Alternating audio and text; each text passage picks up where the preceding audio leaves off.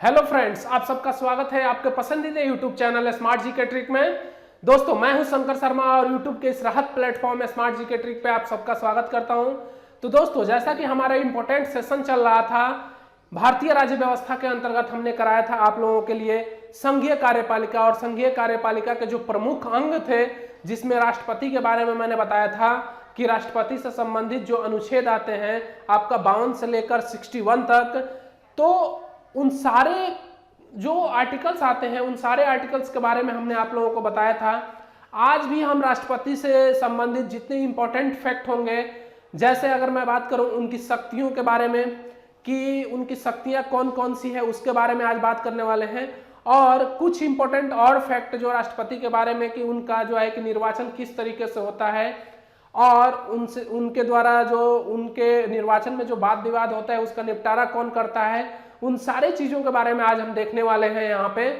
तो दोस्तों, इस जो इम्पोर्टेंट लाइव सेशन है इसको जो है कि आप लोग जो है कि बिल्कुल जो है कि अटेंड करें और इसको एक अपनी रिस्पॉन्सिबिलिटी, जैसे सुबह में आदमी जगता है तो जगने के बाद सोचता है कि मैं आज कुछ नया करूंगा, तो आप लोगों से भी मैं यही कहूंगा कि आप लोग भी अगर सुबह जगे हैं तो कुछ नए थॉट्स के साथ जो है कि आगे बढ़िए और अपने सकारात्मक विचारों को जो है कि सामने रखिए, जिससे आपको और आपके फ्रेंड्स, जो कि आप तो खुद उससे इंस्पायर होंगे ही होंगे और अपने फ्रेंडों को इंस्पायर करेंगे। आपके फ्रेंड अगर आपको देखेंगे कि ये बंदा अगर पढ़ रहा है तो मैं क्यों नहीं, जब इन चीजों से इंस्पायर होंगे तो आपका मान सम्मान बढ़ेगा और आपको वो एक अच्छी नजर से देखेगा कि जो है कि या जो भी नाम हो आपका, वो बंदा कहेगा कि ये व्यक्ति जो है कि बहुत ही अच्छा है और सुबह मॉर्निंग में एक सकारात्मक सोच के साथ आगे बढ़ता है। तो मैं बात करूं कि संघीय जो कार्यपालिका थी, मैंने बताया था आप लोगों को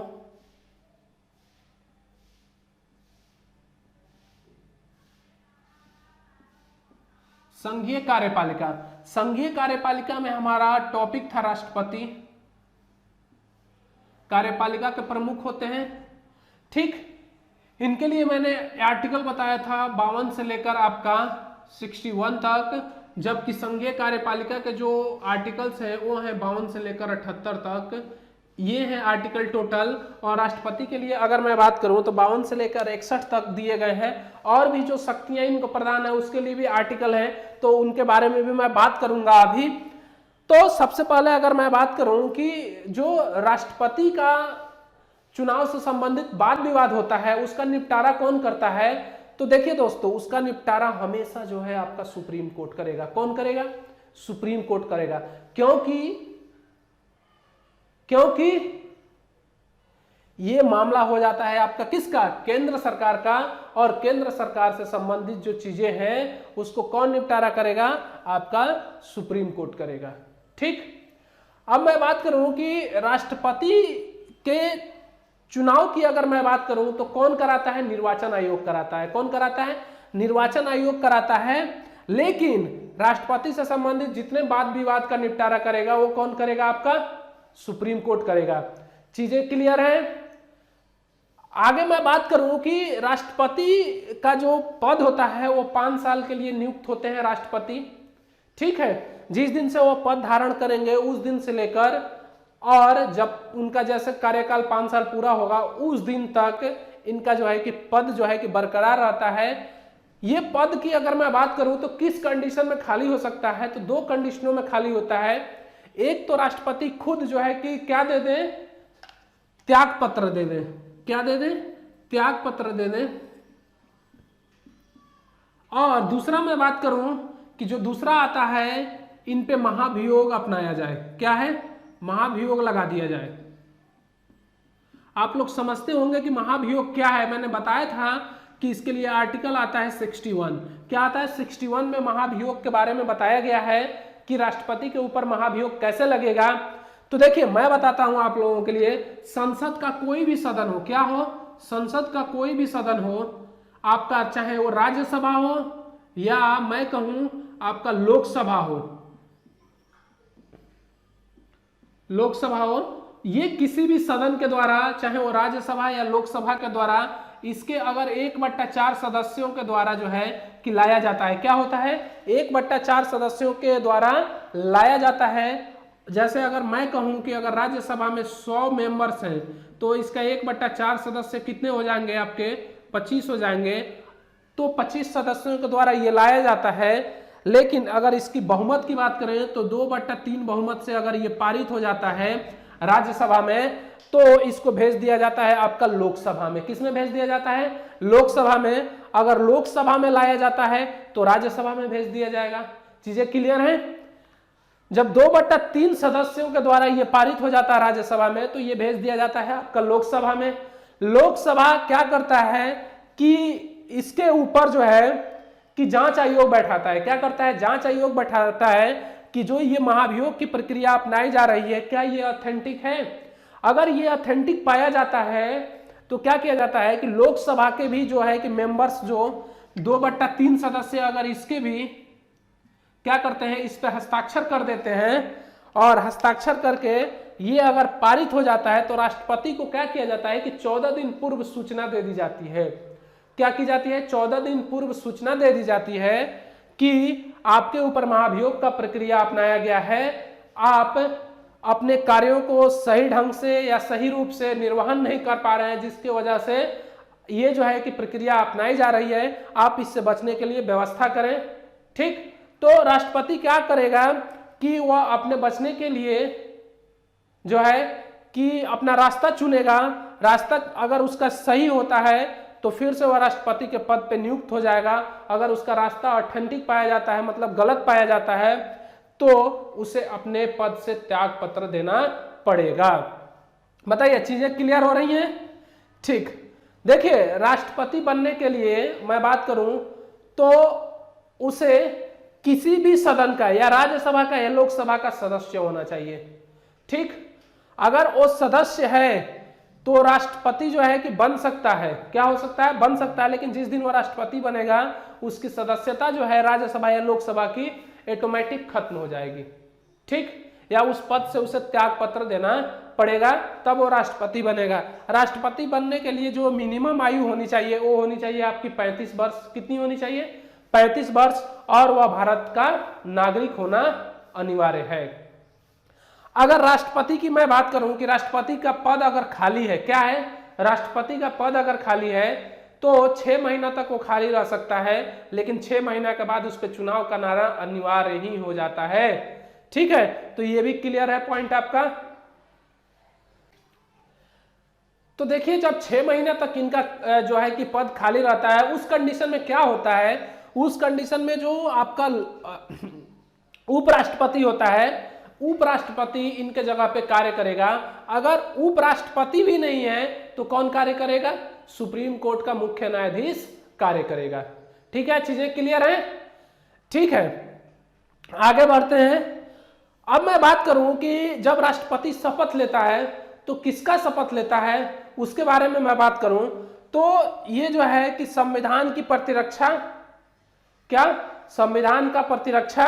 और मैं बात करूं कि और किसकी शपथ लेता है ये, तो परीक्षण और संरक्षण और प्रतिरक्षण का शपथ लेता है। चीजें क्लियर हैं। आगे बढ़ता हूं। अब मैं बात करूंगा कि जो राष्ट्रपति की शक्तियां आती हैं उसके बारे में। तो देखिए, राष्ट्रपति की 2 शक्तियां हैं। कितनी है, राष्ट्रपति की 2 शक्तियां हैं। कौन कौन सी है उसको देखिए आप लोग। तो पहला आता है आपका शीतकालीन शक्ति। कितना आता है,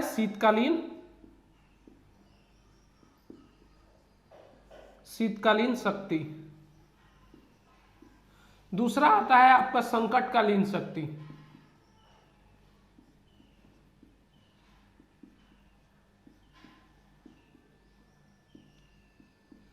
शीतकालीन शक्तियों को 5 भागों में बांटा गया है। पहला आता है इसमें आपका कार्यकारी शक्ति। क्या आता है, कार्यकारी शक्ति।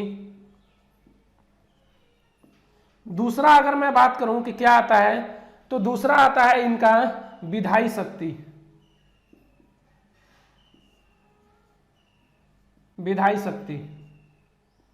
तीसरा आता है इनका वित्त शक्ति। क्या आता है, वित्त शक्ति, यानी कि फाइनेंशियल आपका पावर आता है, वित्त शक्ति।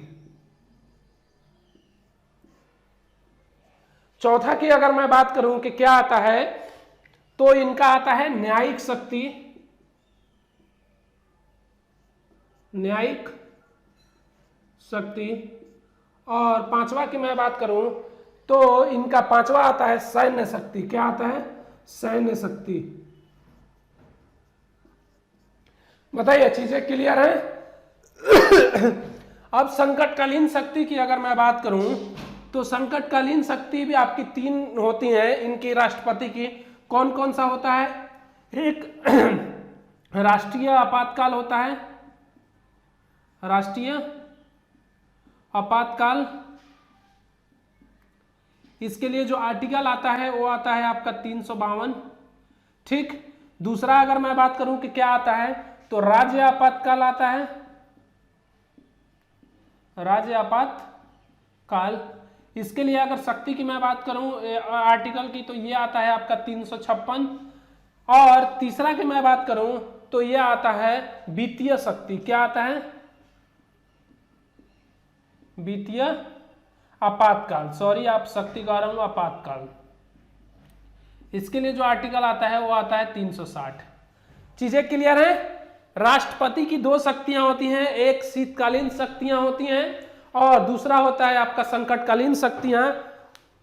शीतकालीन शक्तियों की अगर मैं बात करूं तो शीतकालीन शक्तियों में आपका 5 शक्ति आता है, कार्यकारी शक्ति आता है, विधायी शक्ति आता है, न्यायिक शक्ति आता है, सैन्य शक्ति आता है और वित्त शक्ति आता है। जबकि संकटकालीन शक्तियों में 3 शक्तियां आती हैं। एक आता है राष्ट्रीय आपातकाल, जिसके लिए आर्टिकल आता है 352, और राज्य आपातकाल जिसके लिए आर्टिकल आता है 356, और वित्तीय आपातकाल आता है जिसके लिए आर्टिकल आता है 360। अब राष्ट्रपति की जो आपकी शक्तियां हैं क्या है, शीतकालीन शक्तियां और संकटकालीन शक्तियों के बारे में बताने से पहले मैं कुछ इंपॉर्टेंट राष्ट्रपति का नाम बताऊंगा जो कि पेपर में डायरेक्टली वहां से क्वेश्चन पूछे जाते हैं। तो मैं बात करूं सबसे पहले कि राष्ट्रपति के अंतर्गत जो पहले देश के राष्ट्रपति आते हैं उनका नाम आता है डॉक्टर राजेंद्र प्रसाद। राजेंद्र प्रसाद। अब इन्हें मैं बात करूं कि 24 जनवरी 1950 ईस्वी को क्या हुआ था कि संविधान सभा की अंतिम बैठक हुई थी और इसी दिन डॉक्टर राजेंद्र प्रसाद को क्या कर दिया गया था, राष्ट्रपति घोषित कर दिया गया था। लेकिन इन्होंने क्या किया था, शपथ नहीं लिया था। तो मैं बात करूं कि 24 जनवरी 1950 को इन्हें क्या हुआ था, घोषणा कर दिया गया था, लेकिन इन्होंने शपथ ली थी आपकी 26 जनवरी 1950 को इन्होंने शपथ ली थी और इसी दिन ये भारत के राष्ट्रपति बन गए थे। यानी कि देश के पहले राष्ट्रपति के रूप में उभर के कौन आए, डॉक्टर राजेंद्र प्रसाद आए। अब मैं बात करूं कि जो दूसरे मुस्लिम राष्ट्रपति आते हैं, मुस्लिम राष्ट्रपति की अगर मैं बात करूं कि कौन बने थे मुस्लिम राष्ट्रपति, तो मुस्लिम राष्ट्रपति सबसे पहले बने थे आपके डॉक्टर जाकिर हुसैन। कौन बने थे, जाकिर हुसैन। वन लाइनर प्रश्न है, यहां से पूछ ही लिए जाते हैं। उसके बाद से अगर मैं बात करूं कि निर्विरोध चुने जाने वाले राष्ट्रपति कौन है, तो निर्विरोध जो चुने जाने वाले राष्ट्रपति हैं वो है आपके नीलम संजीव रेड्डी। कौन है, नीलम संजीव रेड्डी। संजीव रेड्डी जो है कि पहले ऐसे राष्ट्रपति हैं जो निर्विरोध रूप से चुने गए। अब मैं बात करूं कि सबसे पहला महिला राष्ट्रपति कौन बनी थी, तो वो बनी थी आपकी, कौन बनी थी, डॉक्टर प्रतिभा देवी सिंह पाटिल। सिंह पाटिल बनी थी। ये कहाँ की रहने वाली है, आप लोगों को पता होना चाहिए ये कहाँ के रहने वाली हैं, तो ये राजस्थान की रहने वाली हैं। ये भी क्वेश्चन पूछा जा चुका है। तो वन लाइनर प्रश्न में ये बहुत ही इंपॉर्टेंट प्रश्न है। अब मैं बात करूं कि जो आपके उपराष्ट्रपति सबसे पहली बार बने थे वो कौन बने थे, तो वो बने थे आपके जो है कि सर्वपल्ली राधाकृष्णन। जब मैं उपराष्ट्रपति पढ़ाऊंगा तो वहां पे बताऊंगा ही, फिर भी मैंने यहाँ पे बता दिया, आप लोगों को एक झलक दे दिया कि आप लोगों को भी आनंद आता रहे। अब मैं बात करूं कि इसको याद करने के लिए जो ट्रिक आता है उसकी मैं बात करूं तो आप लोगों को पता होनी चाहिए कि जो राधा की राधा जाकर गिरी फखरुद्दीन रेड्डी के जेल में, तब जाकिर हुसैन के कलम से प्रतिभा निकली प्रवण के लिए, ये एक ट्रिक है, इसके माध्यम से आप लोग याद कर सकते हैं। अब मैं इसी में बात करूं कि आजकल देखिए प्रश्न जो पूछे जाते हैं वो ये पूछे जाते हैं कि कौथवें राष्ट्रपति हैं। जैसे अगर मैं बात करूं रामनाथ कोविंद की, किसकी बात करूं? रामनाथ कोविंद की, रामनाथ कोविंद की अगर मैं बात करूं तो ये जो है कि अभी प्रेजेंट टाइम में है, ये कौथे हैं? 14वें राष्ट्रपति जो है कि नियुक्त हैं। ये कौन थे? 14वें राष्ट्रपति हैं प्रेजेंट टाइम में। ठीक, तो ये भी क्वेश्चन पूछ लिया जा रहा है आजकल कि जो है कि कौन सा स्थान के राष्ट्रपति हैं, तो डायरेक्टली ये प्रश्न पूछ लिया जाता है, तो इसको भी आप लोगों को देख लेना होगा। अब मैं बात करूंगा कि जो कार्यकारी शक्ति होती है इसके बारे में। जो राष्ट्रपति की 5 शक्तियां आती हैं, शीतकालीन शक्तियों में पहला आता है आपका कार्यकारी शक्ति, इसके बारे में बात करते हैं। तो देखिए भारत के जितने भी कार्य होते हैं वो किसके नाम से होते हैं?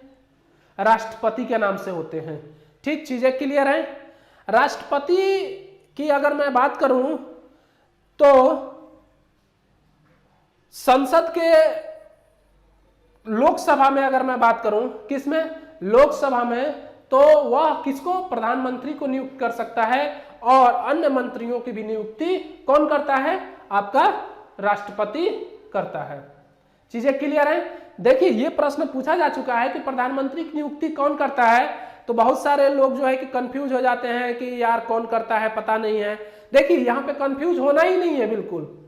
ठीक, जब भी आपकी मैं बात करूं कि जब भी आपका लोकसभा चुन के जाता है, हर 5 साल में लोकसभा जो है कि चुना जाता है, लोकसभा बनता है, विघटित होता है, जबकि राज्यसभा में ऐसा कोई प्रावधान नहीं है कि वो विघटित हो सकता है, लोकसभा ही केवल विघटित होता है। और मैं बात करूं कि जो लोकसभा है और राज्यसभा है, इसका संयुक्त अधिवेशन की बैठक जो है कि राष्ट्रपति बुलाता है, आहूत करता है, और उसके लिए अगर मैं बात करूं कि अध्यक्षता कौन करता है, तो लोकसभा स्पीकर उसकी अध्यक्षता करता है, लेकिन आहूत कौन करता है? राष्ट्रपति करता है। जब आहूत करता है इसका मतलब ये हुआ कि वह लोकसभा में जो मंत्री परिषद है और जो प्रधानमंत्री है उसकी नियुक्ति कौन करेगा? राष्ट्रपति करेगा। चीजें क्लियर है? ठीक, आगे बढ़ते हैं। अब बात करते हैं कि जो राष्ट्रपति होता है वह राज्यों के बीच में अंतर्राज्यीय परिषद की स्थापना कर सकता है। अंतर्राज्यीय परिषद की क्या कर सकता है? स्थापना कर सकता है। अंतर्राज्यीय परिषद की स्थापना करता है। इसके लिए जो आर्टिकल आता है वो आता है 262। इसके तहत क्या होता है कि वह अंतर्राज्यीय परिषद की स्थापना कर सकता है। कौन कर सकता है? राष्ट्रपति। दो राज्यों के बीच संबंध को डिनोट करने के लिए क्या करता है? अंतर्राज्यीय परिषद की स्थापना करता है। ठीक, चीजें क्लियर हैं? अब मैं बात करूंगा राष्ट्रपति के लिए कि राष्ट्रपति की अगर मैं बात करूं तो जो हमारे केंद्र शासित प्रदेश होते हैं क्या होते हैं? यूनियन टेरिटरीज, यानी जो यूटी होते हैं हमारे, अगर इस यूटी की मैं बात करूं तो इसका प्रशासनिक प्रमुख होता है, यानी कि यूनियन टेरिटरीज का बागडोर किसके हाथों में होता है? राष्ट्रपति के हाथों में होता है। राष्ट्रपति के पास इतनी शक्ति है कि वह एससी और एसटी क्षेत्र को भी घोषित कर सकता है। एससी और एसटी क्षेत्र क्या कर सकता है? घोषित कर सकता है। चीजें क्लियर हैं? अब यहीं पे मैं बात करूं कि एक प्रश्न पूछता है कि एससी और एसटी के लिए विशेष प्रावधान किस अनुसूची में दी गई है, तो आप लोग हमें बताएंगे कमेंट करके। वैसे मैं ये बता चुका हूं, अगर आप लोग हमारा वीडियो अनुसूचियों का नहीं देखे हैं तो सबसे पहले अनुसूचियों का वीडियो देखें, आपको ये चीज क्लियर हो जाएगी। तो एससी एसटी क्षेत्र को कौन घोषित कर सकता है? राष्ट्रपति घोषित कर सकता है। अब बताइए कि चीजें समझ में आ रही हैं? ठीक, तो नियुक्ति करता है। देखिए यहां से प्रश्न पूछता है कि ये और कितने लोगों की नियुक्ति करता है, तो उसके बारे में अगर मैं बात करूं तो सबसे पहले अगर यहां पे लिखूं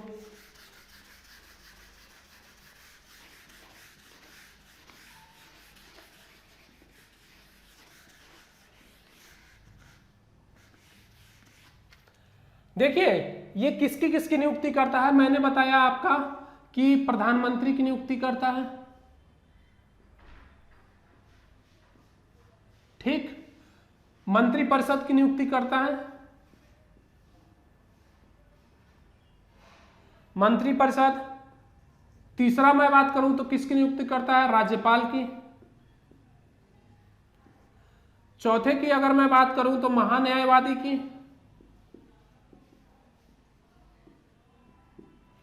महान्यायवादी की। पांचवें की मैं बात करूं तो लेखा परीक्षक, जिसकी कैग बोलते हैं जिसको, उसकी नियुक्ति करता है। छठवां की मैं बात करूं तो जो यूपीएससी का अध्यक्ष होता है उसकी नियुक्ति करता है ये। सातवें नंबर की अगर मैं बात करूं तो ये किसकी नियुक्ति करता है? सुप्रीम कोर्ट के मुख्य न्यायाधीश, मुख्य न्यायाधीश वो अन्य न्यायाधीश, अन्य न्यायाधीश की कौन नियुक्ति करता है? राष्ट्रपति करेगा। अब मैं बात करूं आठवें नंबर की, और किसकी नियुक्ति करता है? तो निर्वाचन आयोग के अध्यक्ष की नियुक्ति करेगा ये, निर्वाचन आयोग के अध्यक्ष की नियुक्ति करेगा। कोई दिक्कत? अब नौवें नंबर की अगर मैं बात करूं कि ये किसकी नियुक्ति करता है, तो अगर मैं वित्त आयोग के जो अध्यक्ष होते हैं, किसके? वित्त आयोग के अध्यक्ष, वित्त आयोग के अध्यक्ष की नियुक्ति करता है। उसके बाद से अगर मैं बात करूं कि किसकी नियुक्ति करता है ये, तो ये नियुक्ति करता है आपका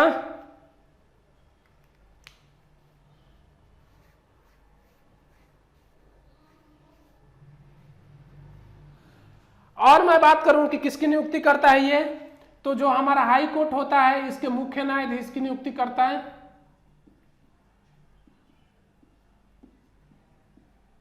इतने लोगों की यह नियुक्ति करता है। बताइए, चीजें क्लियर हैं? ये चीजें बहुत ही इंपॉर्टेंट है, इसको अगर आप लोग याद कर लेते हैं तो आप लोगों को सच कह रहा हूं कि एक प्रश्न जो है कि यहां से बनता ही बनता है, वो छूट के कहीं जाने वाला नहीं है, ठीक। आई शक्ति, इसको देखते हैं कि इसके अंतर्गत राष्ट्रपति को कितने अधिकार प्राप्त हैं, ठीक। तो इसके अंतर्गत क्या है राष्ट्रपति को कि वह संसद की बैठक को बुला सकता है। क्या कर सकता है? संसद की संयुक्त बैठक को बुला सकता है और उस संयुक्त बैठक को क्या कर सकता है? विघटित कर सकता है। क्या कर सकता है? विघटित कर सकता है। अब संसद की जो संयुक्त बैठक को बुलाता है, जिसमें राज्यसभा और लोकसभा, यानी कि संयुक्त, मैं डायरेक्टली बोल दे रहा हूं, तो संयुक्त सत्र का जो अध्यक्षता करेगा वो कौन करेगा? तो लोकसभा स्पीकर करता है, ठीक। कौन करता है? लोकसभा स्पीकर। और मैं बात करूं कि जब भी लोकसभा का चुनाव होकर मंत्रिपरिषद का निर्माण होता है, उसके जो प्रथम जो आपका बैठक होती है, उस प्रथम बैठक का संबोधन कौन करता है? वो राष्ट्रपति करता है, ठीक। चीजें क्लियर हो रही हैं? कोई दिक्कत किसी को नहीं होना चाहिए है, तो उसकी नियुक्ति भी आपका राष्ट्रपति करता है। और राज्यसभा के सभापति की नियुक्ति भी कौन करता है? आपका राष्ट्रपति करता है। अब मान लीजिए कि आपका लोकसभा और राज्यसभा का पद, दोनों अध्यक्ष का पद,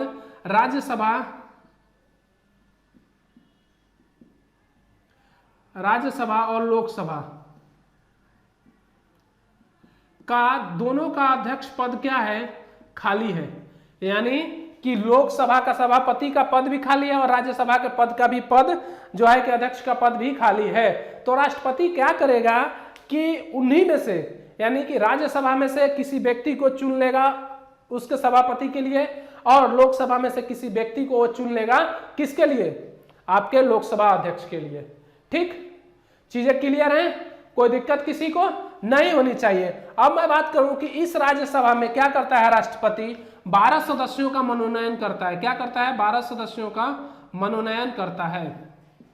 यह करता है KSSS, यानी कि कला, साहित्य, समाजशास्त्र और विज्ञान से। किससे करता है? विज्ञान से। कला, साहित्य, समाजशास्त्र और विज्ञान से 12 सदस्यों को क्या करता है? मनोनीत करता है। किसमें? राज्यसभा में, ठीक। और लोकसभा में ये क्या करता है कि आपके 2 सदस्यों को मनोनयन करता है। किसके अंतर्गत? आर्टिकल 331 के तहत एंग्लो इंडियंस को। क्या? एंग्लो इंडियंस ये मनोनीत करता है। एंग्लो इंडियंस कहने का मतलब ये होता है कि आजादी से पहले की अगर मैं बात करूं तो वे लोग जो भारत में रह गए, विदेशी लोग होते हैं, वे लोग जो भारत में रह गए उनको एंग्लो इंडियन बोला जाता है। तो उनका प्रतिनिधित्व करने के लिए लोकसभा में क्या करता है राष्ट्रपति कि 2 सदस्यों का मनोनयन करता है आर्टिकल 331 के तहत, जिसके तहत क्या होता है कि उनके मेंबर्स जो होते हैं, जो विदेशी बस गए हैं भारत में, उनको उनका नेतृत्व किया जा सके। इसलिए जो है कि राष्ट्रपति इनका मनोनयन करता है। चीजें क्लियर हैं? अब मैं बात करूं कि आर्टिकल आता है आपका, आर्टिकल की अगर मैं बात करूं 102 की, किसकी? 102 की अगर मैं बात करूं तो आर्टिकल 102 के तहत अगर किसी भी लोकसभा में या राज्यसभा में अगर कोई विधायक है उसके अयोग्यता पे अगर कोई बात उठाता है तो वह 102 आर्टिकल के तहत उसके निपटारा कर देता है। ठीक, ये कौन करता है? ये राष्ट्रपति के द्वारा किया जाता है। ठीक, अगर उसके अयोग्यता पे सवाल उठती है किसी भी सांसद के तो वह निपटारा जो है राष्ट्रपति करता है। किसके माध्यम से? 102 के तहत करता है। यह भी शक्ति किसको प्राप्त है? राष्ट्रपति को प्राप्त है। अब बात करते हैं कि जो अगला आता है हमारा, जो अगला आता है इनका शक्ति, वित्त शक्ति, उसके बारे में मैं बात करता हूं कि वित्तीय शक्ति क्या है राष्ट्रपति की। तो आइए देखते हैं शक्ति।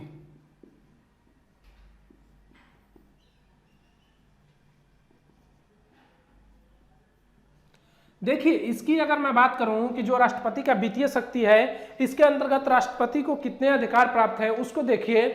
तो सबसे पहले अगर मैं बात करूं कि एक आती है हमारी आकस्मिक निधि। क्या आती है? आकस्मिक निधि। आकस्मिक निधि अगर इसकी मैं बात करूं तो इस पे पूर्ण अधिकार किसका होता है? राष्ट्रपति का होता है। राष्ट्रपति के बिना अनुमति के क्या होगा? इस निधि से पैसा नहीं निकाला जा सकता है। ठीक, ये उस कंडीशन में यहां से पैसा निकाला जाता है जब देश में जो है कि बहुत ज्यादा जो है कि वो हानि हुई हो, प्राकृतिक हानि हुई हो या इमरजेंसी लगी हुई हो, तो उस कंडीशन में आकस्मिक निधि से पैसा निकाला जाता है। वो भी किसके अनुमति से? राष्ट्रपति के अनुमति से जो है कि इससे पैसा निकाला जा सकता है। अब मैं बात करूं कि जो केंद्र और राज्य होते हैं, केंद्र और राज्य की मैं बात करूं तो इसमें जो करों का बंटवारा होता है, किसका? करों का मतलब आप लोग समझ रहे होंगे किसका? टैक्स का बंटवारा के लिए जो आयोग का निर्माण करता है वो कौन करता है? राष्ट्रपति करता है। ठीक, यानी कि केंद्र और राज्य के मध्य जो टैक्स का बंटवारा होगा, कर का बंटवारा होगा, उसके लिए आयोग का निर्माण कौन करेगा? आयोग का गठन कौन करेगा? राष्ट्रपति करता है। बताइए, चीजें क्लियर हैं? ठीक, आगे बढ़ते हैं। अब देखिए कि जो फाइनेंशियल ईयर की मैं बात करूं, वित्तीय वर्ष की घोषणा कौन करता है? तो ये करता है राष्ट्रपति। कौन करेगा? राष्ट्रपति करता है। और जब भी लोकसभा में जो है कि आपका वित्तीय विवरण जो है कि पेश किया जाता है, जिसको आप हम लोग जो है बजट बोलते हैं, जबकि संविधान में बजट शब्द का उल्लेख नहीं है, उसे वार्षिक वित्तीय विवरण कहा गया है। तो वार्षिक वित्तीय विवरण पे हस्ताक्षर कौन करता है? राष्ट्रपति करता है। और उसकी तिथि भी राष्ट्रपति घोषित करता है कि इस दिन को जो है कि ये पारित होगा। और तिथि पे हस्ताक्षर तो मान लीजिए कि राष्ट्रपति करेगा, लेकिन उसको कौन जो है कि आहूत करेगा, बोलेगा कौन उसके लिए? तो वो बोलता है आपका जो है कि किस वार्षिक वित्तीय विवरण के बारे में बताता कौन है? तो बताएगा आपका फाइनेंस मिनिस्टर। कौन बताएगा? वित्त मंत्री बताता है उसके बारे में। वित्त मंत्री जो है कि जितने भी उसमें संशोधन किए होते हैं उन सारे चीजों को बताता है कि हमारा कितना जो है कि वार्षिक वित्तीय विवरण रहा, कितना एक्सपेंडिचर हुआ, कितना हमारा सेव हुआ, ये सारी चीजों के बारे में वो बताता है। ठीक, तो केंद्र और राज्य के मध्य करों का बंटवारा कौन करता है? करों के बंटवारे का जो आयोग का गठन करता है वो राष्ट्रपति करता है। चीजें क्लियर हैं? और वित्त आयोग का कार्यकाल जो होता है वो 5 वर्ष के लिए होता है। ठीक, उसके बाद से नया जो है कि वित्त वर्ष आपका जो है कि वित्त आयोग बन जाता है। क्या बन जाता है? वित्त आयोग गठित हो जाता है। ठीक, आगे बढ़ते हैं और अगला देखते हैं कि जो राष्ट्रपति की शक्ति आती है उसके बारे में बात करते हैं। तो अगला शक्ति जो आती है इनकी, वो आती है आपकी न्यायिक शक्ति। क्या आती है? न्यायिक शक्ति, उसको देखते हैं। तो जो न्यायिक शक्ति आती है राष्ट्रपति की, उसके बारे में मैं बात करूं,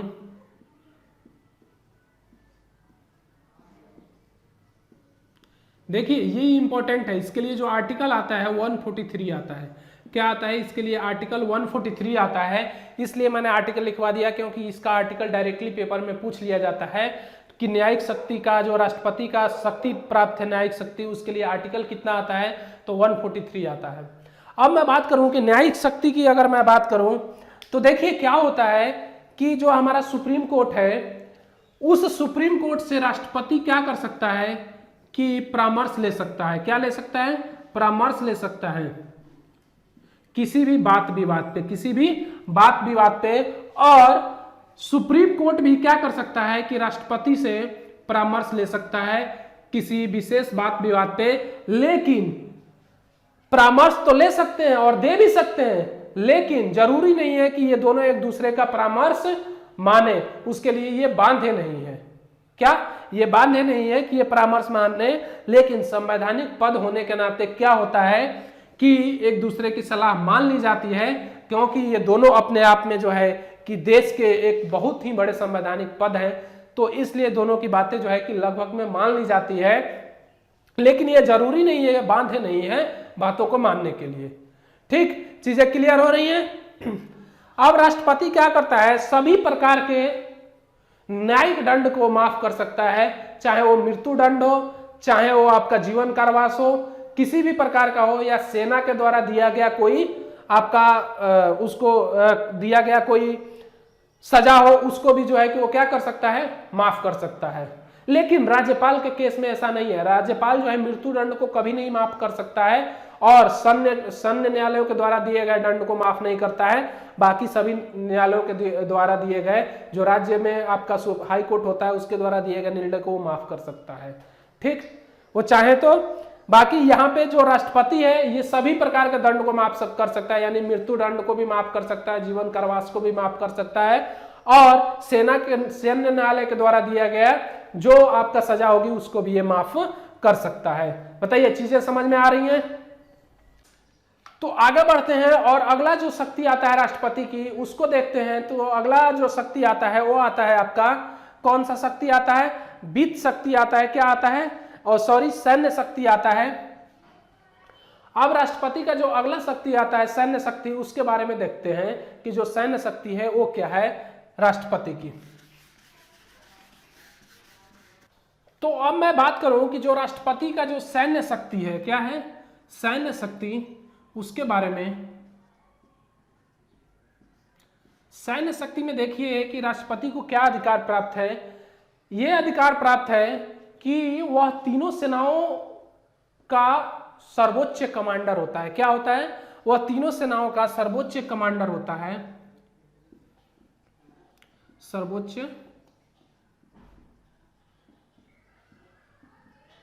सर्वोच्च कमांडर होता है, और ये तीनों सेनाओं के जो अध्यक्ष होते हैं उसकी नियुक्ति कर सकता है। उसकी नियुक्ति कौन करता है? कर सकता नहीं है, करता है। तो सैन्य शक्ति जो तीनों सेना, जैसे आपका थल सेना हो गया, जल सेना हो गया, जिसको नौसेना बोलते हैं, नौसेना, और आपका वायुसेना, इन तीनों सेनाओं के अध्यक्ष की नियुक्ति कौन करता है? राष्ट्रपति करता है। ठीक, चीजें क्लियर हो रही हैं? तो ये थी आपकी सैन्य शक्ति जो राष्ट्रपति को प्राप्त है। उसके बाद से इसी में मैं बात करूं कि राष्ट्रपति को और क्या अधिकार प्राप्त है, उसके बारे में थोड़ी बात कर लेता हूं। तो मैं बात करूं कि संसद के द्वारा बनाया गया कोई भी विधेयक की अगर मैं बात करूं, विधेयक यदि राष्ट्रपति के पास भेजा जाता है, क्या भेजा जाता है? राष्ट्रपति के पास भेजा जाता है, तो राष्ट्रपति को निम्न शक्ति प्रदान है। अब देखिए कि कौन कौन सी शक्ति प्रदान है। वह इस विधेयक को क्या कर सकता है कि अपने पास रख सकता है, अपने पास रख सकता है। ये पॉकेट वीटो का प्रयोग कर सकता है। किसका? पॉकेट वीटो का प्रयोग कर सकता है। यह अपने पास रख सकता है मतलब उस पर कोई ये बात नहीं कहेगा, ये अपने पॉकेट में डाल लेगा और चुप हो जाएगा, उसके बारे में कुछ नहीं कहेगा। ठीक, ये शक्ति प्रदान है, इसको बोलते हैं पॉकेट वीटो का प्रयोग उसने किया, यानी कि राष्ट्रपति को पॉकेट वीटो का अधिकार है। ठीक, आगे बढ़ते हैं। इसी के अंतर्गत अगर कोई विधेयक गया राष्ट्रपति के लिए, तो अगर वह अच्छा लगता है उसको तो उस पर हस्ताक्षर करके भेज देगा, लेकिन अगर वह उसको अच्छा नहीं लगता है या उसमें वो सोचता है कि कुछ संशोधन की जरूरत है, तो वह पुनः विचार हेतु जो है कि वापस जो है कि संसद में भेज देगा कि इस पे आप लोग पुनः विचार करिए, फिर जो है कि हमारे पास भेजिए। अगर फिर इसके पास भेजा जाता है तो ये बाध्य हो जाता है राष्ट्रपति उस पर हस्ताक्षर करने के लिए। ठीक, तो चीजें क्लियर हैं।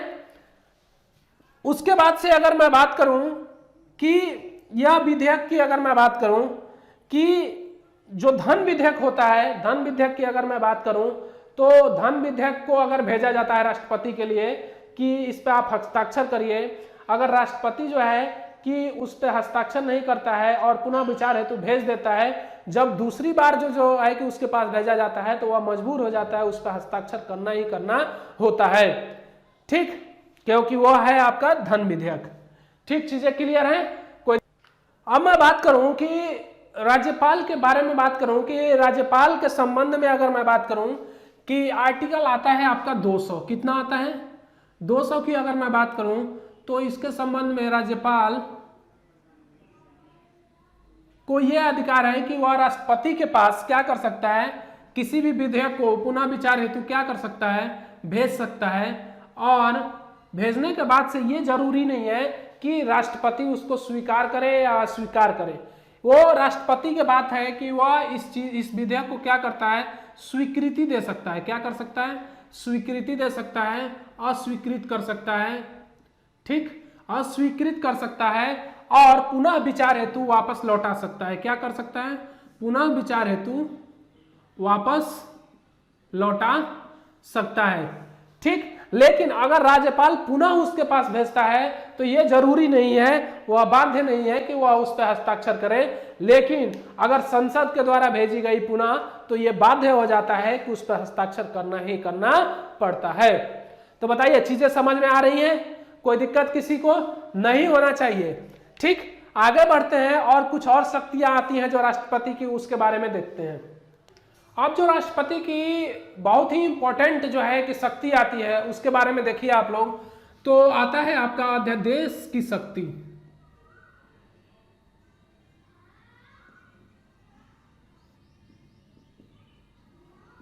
देश की शक्ति, इसके लिए जो आर्टिकल आता है 123 आता है, ये मस्ट इंपॉर्टेंट है। क्या है, मस्ट इंपॉर्टेंट है, इसको आप लोगों को याद होना ही होना चाहिए। अब देखिए इसके अंतर्गत क्या है, राष्ट्रपति को किस तरीके की शक्ति प्राप्त है। तो जब देश में क्या होता है, कानून बनने की स्थिति मौजूद ना हो, कानून बनने की क्या हो, स्थिति आपकी मौजूद ना हो, तो राष्ट्रपति क्या करता है कि कार्यपालिका में अपने शक्ति का प्रयोग करता है और वह अध्यादेश जारी करने के आदेश दे देता है। क्या करता है, आदेश दे देता है। तो ये निम्न परिस्थितियों में जो है कि लागू होता है, किन परिस्थितियों में लागू होता है उसको देखिए आप लोग, यानी कि जब ये आदेश दे देता है इसी को क्या बोलते हैं, अध्यादेश बोलते हैं। ठीक, तो किन परिस्थितियों में लागू होता है वो देखिए, मैं कहूं कि ये राज्यसभा है और ये हमारा लोकसभा है और ये है आपका अध्यादेश। ठीक, राज्यसभा क्या है कि नहीं चल रही है, क्या है, या चल रही है। हमने कहा कि राज्यसभा चल रही है, लोकसभा नहीं चल रही है, तो अध्यादेश क्या होगा, जारी हो जाएगा। क्योंकि इस कंडीशन में जो है कि कानून तो बन नहीं सकता है। अब मैं कहूं कि राज्यसभा नहीं चल रहा है, लोकसभा चल रहा है, तो इस कंडीशन में भी अध्यादेश जारी हो सकता है, क्योंकि लोकसभा नहीं है तो कानून का निर्माण कौन करेगा। ठीक, संसद जो है कानून का निर्माण करती है, जब इनमें से एक नहीं चलेगा तो कैसे कानून का निर्माण कर लेगी। तो देखिए मैं कहूं कि राज्यसभा और लोकसभा दोनों नहीं चल रहे हैं तो भी क्या होगा कि अध्यादेश जारी हो जाएगा। लेकिन अगर दोनों चल रहे हैं, क्या है, दोनों चल रहे हैं, लोकसभा राज्यसभा दोनों चल रहे हैं, तो अध्यादेश जारी नहीं होगा। बताइए चीजें समझ में आ रही है? देखिए कितना प्यारा तरीके से मैं जो कितने प्यार तरीके से आप लोगों को समझा रहा हूं आसान भाषा में। मजा आ रहा होगा, मैं जानता हूं कि आप लोगों को बहुत मजा आता है। तो आप लोग मजा लेते रहिए, मजा के साथ साथ आप लोग पढ़ते रहिए इस लॉकडाउन में, और इस लॉकडाउन का पूरा पूरा फायदा उठाइए। अब जो राष्ट्रपति की अगली शक्ति आती है उसके बारे में बात करते हैं। तो राष्ट्रपति का अगला शक्ति आता है संयुक्त बैठक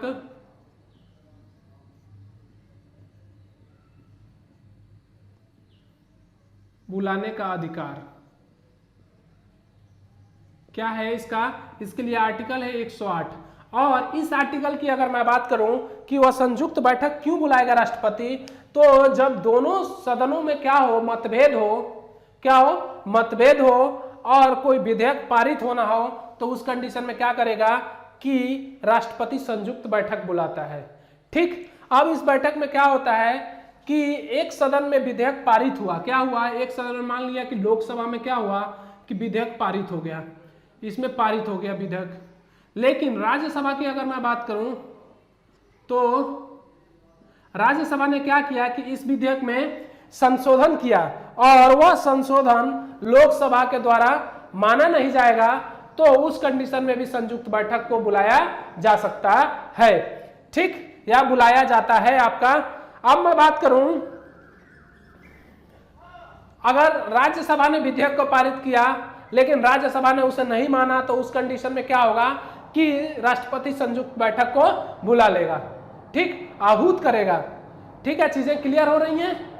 अब इसी के अंतर्गत अगर मैं बात करूं कि इसके अंतर्गत और क्या आता है,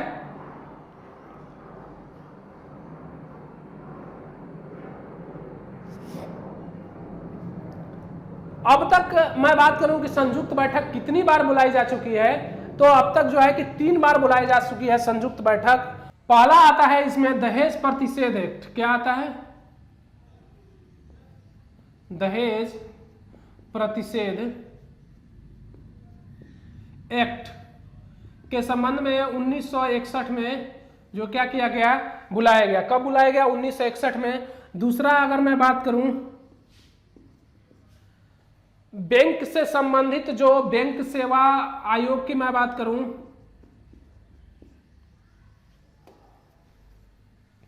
बैंक सेवा आयोग के संबंध में 1977 में, कब? 1977 में। तीसरा आतंकवादी निवारक एक्ट के संबंध में, आतंकवादी